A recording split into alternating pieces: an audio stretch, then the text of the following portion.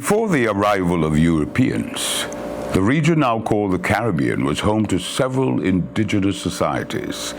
Most were lost to smallpox and other diseases introduced by the colonizers. Others perished during slavery or fled, blending with other cultures. Only some remain today. The Caribbean Sea is named after the Caribs, who call themselves the Kalinago. They are believed to have lived in South America before venturing by sea to conquer much of the Lesser Antilles by the year 1200. The Kalinago were expert navigators who traveled long distances to fish and raid. In the traditional culture, men were warriors, priests, and craftsmen. Women maintained the villages, traded with neighbors, and grew food like cassava and beans. Kalinago attacks staved off Spanish expansion in the region for almost 200 years.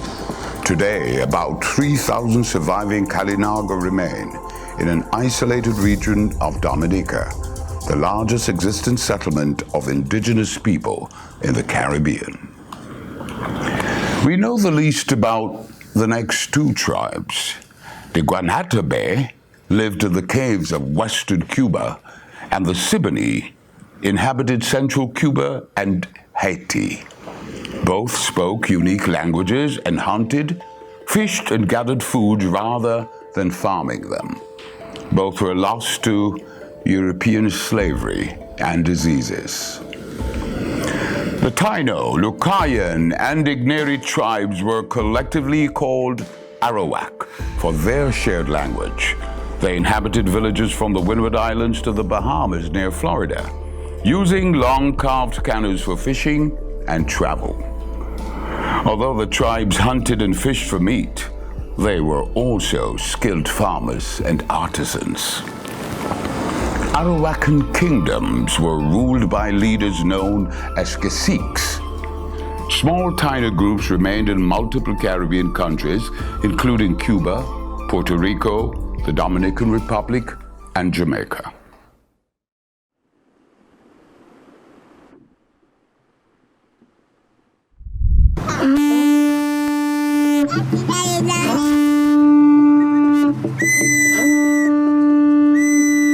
I'm Kalan Nibonrish Kaiman, bringing greetings from us here, Yame Taino.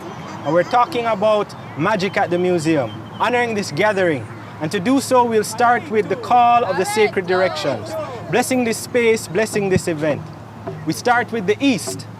From the winds of the east, we call upon the medicine of the red-tailed hawk. We call upon the direction from which comes the sun and the moon to give us vision to bless this day and bless this gathering. We turn to the south, the direction of Aura. Wariko, Wariko, Ora, Ora, Ora. The turkey vulture. He brings the cleansing. We turn to the right, facing the west, the medicine of Mukado. Wariko, Wariko, Mukado speaks to the wisdom of the owl and ancient traditions of our ancestors.